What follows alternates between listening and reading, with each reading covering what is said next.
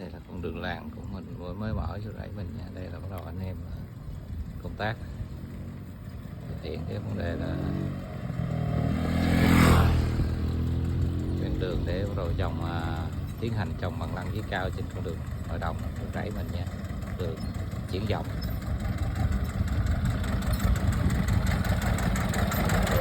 Trên đây hả? Quay lưu lại chứ, kỷ niệm chứ, công tác chứ.